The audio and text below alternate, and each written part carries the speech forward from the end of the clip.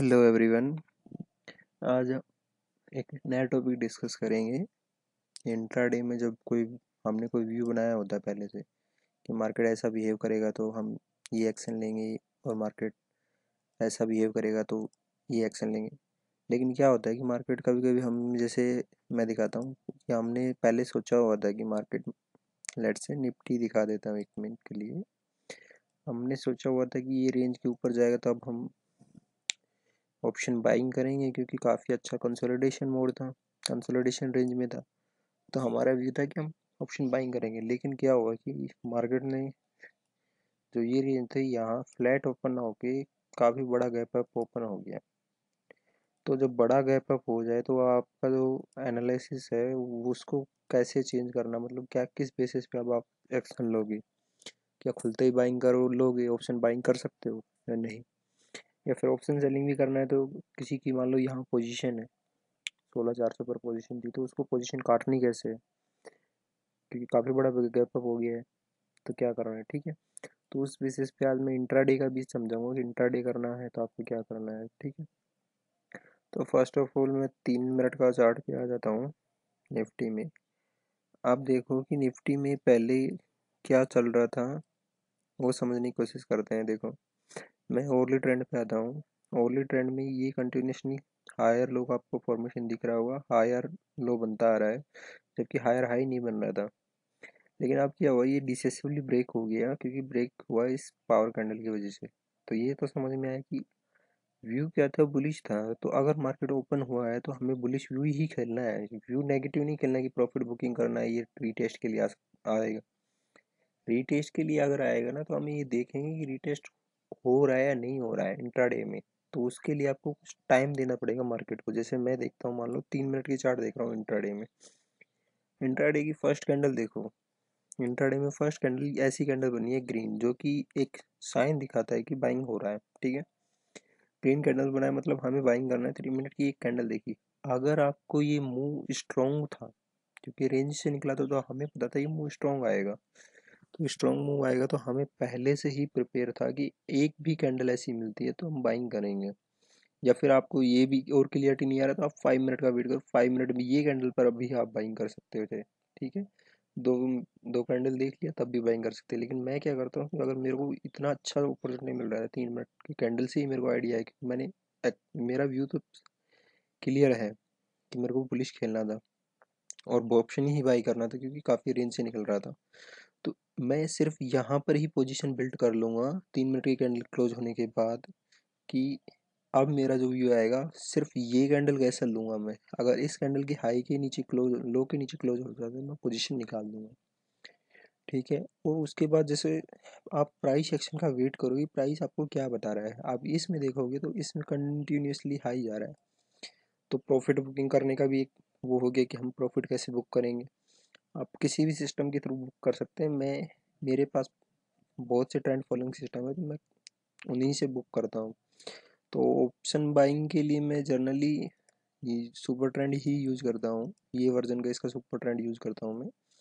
तो अगर मेरी पोजीशन यहाँ बिल्ड है तो ये मेरे लिए फर्स्ट स्टॉप लॉस है। अगर ये सुपर ट्रेंड के थ्रू कट हो गया है, मतलब सुपर ट्रेंड इसके ऊपर आ गया, तो सिर्फ यही स्टॉप लॉस लूँगा मैं। इसमें भी ये रूल है कि मैं कैंडल क्लोज होने का वेट करूँगा, ठीक है। कैंडल क्लोज हुआ, मैं फिर ये नहीं सोचूंगा कि मार्केट ये हो जाएगा, क्योंकि आप देखोगे ना तो मार्केट फिर भी अभी तक नीचे ही चल रहा है। तो मेरे लिए ऑप्शन बाइंग की पोजीशन यहाँ निकल जाएगी, ठीक है। तो इंट्राडे में आपको अगर बिग गैप अप होता है तो कैसे एक्शन लेना चाहिए, प्राइस को देखना चाहिए, या फिर अगर आपका जो भी सेटअप है तो उस सेटअप के अकॉर्डिंग काम करना पड़ेगा, ठीक है। ये तो वो मेरा खुद का सेटअप है। अगर ऐसा नहीं है तो प्राइस कैसे देखा जाएगा। मैं प्राइस में सिर्फ हाई एंड लो ही देखता हूँ, हाई लो कैसा है, ना कोई और डेटा पॉइंट देखता हूँ, मैं सिर्फ चार्ट देखता हूँ। अभी देखो यहाँ अगर किसी ने पोजीशन बिल्ड किया है तो एक जर्नल से छोटा सा व्यू बनाते हैं कि आपका ट्रेलिंग करने के बाद ये स्टॉप लॉस आ गया, ये लेवल पे स्टॉप लॉस है, ठीक है। आप उसके बाद हर 15 या 20 मिनट के बाद आप हाई एंड लो मार्क करोगे। अगर कंटिन्यूसली हाई बनता आ रहा है तो आप अपनी ट्रेलिंग करते जाओगे। लेकिन मैं मेरे सिस्टम के थ्रू करता हूँ तो मेरे लिए जब भी एक बिग कैंडल बनेगी, जैसे ये बिग कैंडल बना है, तो इसका लो रहेगा जो क्लोजिंग का, जो मतलब इसके नीचे की जो विक होगी उस पर मेरा स्टॉप लॉस डलेगा। जैसे आपने यहाँ स्टॉप लॉस डाला उसके बाद निकल गया, उसके बाद ये मूवमेंट चल रहा है, उसके बाद एक और बिग कैंडल मिला यहाँ पे, ये भी अपन निकल गए, ठीक है। उसके बाद तक आपको यहाँ तक कोई दिक्कत नहीं होना चाहिए, ठीक है।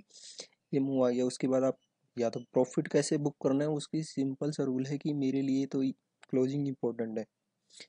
सेकंड सिस्टम से मेरे को पोजीशन कट करने का मौका मिला यहाँ पर, क्योंकि इस लो के नीचे क्लोज हो गया कैंडल, या फिर ये देखोगे तो इस कैंडल के नीचे, यानी ये कैंडल ही मेरे लिए एग्जिट पॉइंट हो सकता था। तो इसीलिए आपको इंट्राडे में दिखेगा ये डबल टॉप भी बन गया, मतलब पैटर्न का फॉर्मेशन भी हो गया, एंड दिस नेकलाइन भी ब्रेक हो गया। तो आप एटलीस्ट अपने आप को एक मौका दो कि आप पोजीशन को एडजस्ट कर सको, यानी पोजीशन को काट सको। चार्ट बताएगा आपको कहाँ एग्जिट करना है, ठीक है।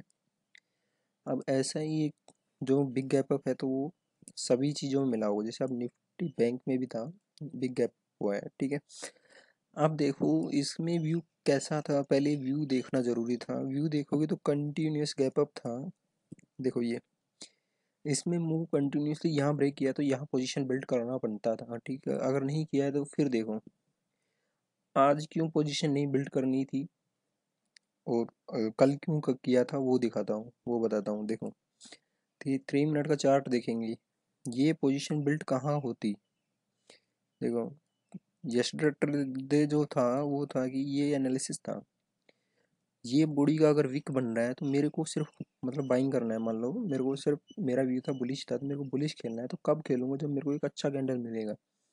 ये कैंडल देख के मैं बाइंग नहीं कर सकता, ठीक है। दूसरी कैंडल की क्लोजिंग जो आ रही है वो काफ़ी अच्छी बढ़िया क्लोजिंग है, तो मेरा पोजीशन बिल्ट हो सकता है वो स्टॉप लॉस, और ये लो भी ब्रेक नहीं होना चाहिए। तो ये लो का सिंपल एक लो का ये लगा के पोजीशन बिल्ड किया। अब मेरे को पोजीशन कैसे काटना है उसके लिए सिंपल सा रूल है, मेरे लिए कैंडल क्लोजिंग इंपॉर्टेंट है। ये हाई बना रहा है, उसके बाद पुल बैक आ रहे हैं, कोई दिक्कत नहीं है। लेकिन अब इसके नीचे कोई भी अगर, या तो अगर ये मूवमेंट मैं देख रहा हूँ तो इसके नीचे कोई कैंडल क्लोज नहीं जाना चाहिए। इस केसेस में मैं पोजीशन निकाल दिया, क्यों, क्योंकि मेरा लिए कैंडल क्लोज हो गया था। लेकिन उसके बाद काफ़ी अच्छा मूवमेंट किया, मेरा ट्रेड हो गया, ठीक है। आज भी अगर देखोगे तो आज आपको पोजीशन बिल्ड करने का मौका मिला बी कैप अप होने के बाद भी। लेकिन ये जो दो कैंडल है ये आपको बता रहे हैं कि आज मोमेंटम नहीं मिलेगा, क्योंकि कल जो मोमेंटम था ना वो देखो, मोमेंटम था तो यहाँ पर ही मिल गया, आपको दिख रहा है। काफ़ी अच्छा मोमेंटम था, सेकंड कैंडल ही आपको 3 मिनट की बता दिया गया बुलिश मोमेंटम होगा। अगर 5 मिनट का देखोगे तो यहाँ पर क्लियर एक ग्रीन कैंडल था जो हमें इंडिकेट कर रहा था कि आप बाइंग कर सकते हो, क्योंकि ब्रेकआउट जोन से निकले हैं तो। लेकिन आज ये देखोगे 5 मिनट की फर्स्ट कैंडल रेड है, आप बाइंग नहीं कर पाओगे। इसीलिए आपको वेट करना पड़ेगा, मार्केट स्ट्रक्चर कैसा बन रहा है उसके अकॉर्डिंग एक्ट करना पड़ेगा।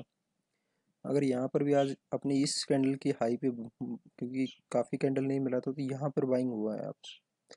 आप इसके नीचे ही क्लोजिंग का वेट करोगे। अभी देखो क्लोजिंग कहाँ आता है, अगर आप ऑप्शन बाई किए होते तो ऑलरेडी एसएल हो गया होगा, क्योंकि थीटा डिके हुआ होगा और कैंडल क्लोज दे दिया होगा आपके। तो नहीं तो यहाँ पोजीशन है तो आप कंटिन्यूस लॉस में रहेंगे, और यहाँ तो आपको पोजीशन हर हालत में काटना पड़ा होगा, यानी इस कैंडल के लो के नीचे, क्योंकि ट्रेलिंग किए हो तो ये कैंडल पर आपको पोजीशन काटना पड़ा होगा, ठीक है। तो इसीलिए चार्ट को फॉलो करो, high and low, simple high and low mark करके चलो। देखो यहाँ पर देखो इस कैंडल के हाई के ऊपर क्लोजिंग आया, कोई क्लोजिंग की बेसिस पे अगर एंट्री लिया, एसएल हो गया। एसएल होता है कोई दिक्कत नहीं है, तुरंत रिवर्स पोजीशन को रिवर्स कर दो, कोई दिक्कत नहीं होता इससे, ठीक है। होप आपको समझ में आया होगा कि big gap up, gap down होता है तो क्या करना है, ठीक है। और ऑप्शन सेलर को तो एटलीस्ट अपनी पोजीशन को हेज करना चाहिए, क्योंकि उससे बेटर कोई ऑप्शन नहीं है, ठीक है। क्योंकि उस हेजिंग करने से क्या होगा कि एटलीस्ट यहाँ पर आकर पोजीशन बिल्ड किया है। मैं एक और चार्ट में दिखाने की कोशिश करूँगा। जैसे यहाँ पर आपने आपका व्यू था, जैसे क्योंकि निफ्टी में भी गैप अप हुआ था और रेजिस्टेंस के ऊपर गैप अप हुआ है, तो उस केसेस में क्या करना चाहिए। जैसे मान मेरा क्या व्यू होता है, आपको पता है कि आपका पोजीशन कहाँ बेटर होता है। देखो यहाँ मार्केट आ रहा था, डाउन आ रहा था, आपको कोई हेजिटेशन नहीं होनी चाहिए। आप नेकेड पोजीशन भी रखा है, कोई दिक्कत नहीं है। लेकिन जैसे ये कैंडल के बाद आप देखो ये मार्केट कंटिन्यूस अप आ रहा है, और ये कैंडल क्या बता रही है, रिवर्सल दिखा रहा था ये। इतना बड़ा कैंडल आपको पहले नहीं मिलेगा, साइज ऑफ कैंडल देख के भी पता लगा सकते हैं कि आप ट्रेंड चेंज हो रहा है या नहीं हो रहा है, ठीक है। यहाँ देखोगे कैंडल का साइज देखो हो, तो उसके बाद यहाँ पर एटलीस्ट इस पॉइंट पर हो तो आपको क्लोजिंग का देखो ना, क्योंकि मार्केट आपको एटलीस्ट अपने यहाँ पोजीशन बिल्ड कर लिया हो। एटलीस्ट मैं ये मानता हूँ अगर यहाँ पोजीशन बिल्ड कर लिया हो तो आपको तब तक नहीं पोजीशन को एडजस्ट नहीं करना चाहिए जब तक आपकी 50% पोजीशन, जैसे आपने यहाँ सोल्ड किया उसके बाद इतना अच्छा मूव मिला, उसके बाद 50% पोजीशन अगर आपकी आ गया है मार्केट वहाँ तक, तब आप अपनी पोजीशन को एटलीस्ट हेज कर लो। यानी या तो उसको रिवर्स पोजीशन बना दो, इस पोजीशन से हेज कर दो, यानी इसके नीचे की ऑप्शन सेल कर दो, या फिर इस पोजीशन को ही एक क्लोजर हेज ले आओ। यानी अगर आपने 16,400 सेल किया है तो एटलीस्ट 16,600 बाई कर लो। तो उससे क्या होगा कि ये आपको क्या करेगा कि एटलीस्ट आपको अगर गैप अप होता है, यहाँ इस केसेस में देखोगे यहाँ 150 150 पॉइंट का गैप अप हुआ है, तो एटलीस्ट आपको ये यहाँ पर अगर 200 को 150 पॉइंट का लॉस भी हुआ है यानी 16,400 से, तो एटलीस्ट वहाँ पर आपको 75 पॉइंट का तक का कवर मिल सकता है। ठीक है, तो इसीलिए मैं ये बोल रहा हूँ कि आपको हेज कर लेना चाहिए। ठीक है, होप आपको समझ में आया होगा कि बिग गैप अप में क्या करना चाहिए। एक और भी तरीका है, मैं कैसे देखता हूँ कि मेरे को ट्रेड करना है या नहीं करना है बिग गैप अप में। लेट्स से कि आपको मूविंग एवरेज लगा के यूज करना है। ठीक है, मूविंग एवरेज दिखाता हूँ मैं, 20 में मैंने यूज करना है, मेरे को 3 मिनट में इंट्राडे करना है। तो मैं एटलीस्ट ये करूँगा कि मेरी पोजीशन तब तक बिल्ड नहीं करूँगा जब तक कि पोजीशन मार्केट कूल ऑफ होकर मेरी पोजीशन पे ना आ जाए। ठीक है, तब तक मैं पोजीशन बिल्ड नहीं करूँगा लूँगी की। लेकिन कभी कभी क्या होता है, मूव निकल जाता है उससे। ठीक है, तो यहाँ देखोगे फर्स्ट टाइम यहाँ 3 मिनट पर एक मेरे को अच्छा कैंडल मिला जो टच करके हैमर बनाया, एटलीस्ट एक छोटा सा ट्रेड आपको मिला। यहाँ देखोगे तो एक काफ़ी अच्छा ट्रेड मिला जो 60-70 पॉइंट आपको दे के गए हैं। 60 नहीं है, 20 पॉइंट दे के गए हैं। तो एक तो ये भी तरीके से कर सकते हो, या आपके ऊपर है, आप कैसे कर दो, वेट करना पड़ेगा। जैसे काफ़ी जगह आपको काफ़ी अच्छी बढ़िया पोजीशन मिल जाएंगी बिग गैप अप के बाद भी, क्योंकि अगर मार्केट वहाँ पे आ जाता है तो बहुत बढ़िया तरीके से मिलेगी। जैसे बैंक निफ्टी में मिला था मेरे को ट्रेड, जैसे ये देखो कंटिन्यूसली ये यहाँ पे आया, यहाँ पर वापस पोजीशन बिल्ड किए। ऐसे ही आपको ट्रेड मैनेज करना पड़ेगा कि आप कैसे यूज़ करते हैं अपनी सेटअप्स को। तो मेन रोल सेटअप का नहीं है, आप डिसिप्लिन कैसे फॉलो करते हो उसका रहेगा। क्योंकि अगर आप यहाँ पोजीशन नहीं काट पा रहे हो, आपको ये लग रहा है कि 50 EMA से बाउंस आएगा, तो आप एक सिस्टम को फॉलो करो, उसके पूरे रूल होने चाहिए। ऐसा नहीं है कि 50 का देख रहे हो, नहीं नहीं ये 50 से ऊपर आ जाएगा, ऐसा नहीं करना है। जो भी आपका सिस्टम है उस सिस्टम के एक एग्जिट रूल होना चाहिए कि कहाँ आप वो पोजीशन काट दोगे, आप कुछ नहीं देखोगे इसके अलावा। आपको रिस्क पहले मैनेज करना है, प्रॉफिट आए या ना आए इससे कोई मतलब नहीं है, लेकिन लॉस को मैनेज करना ही पड़ेगा आपको।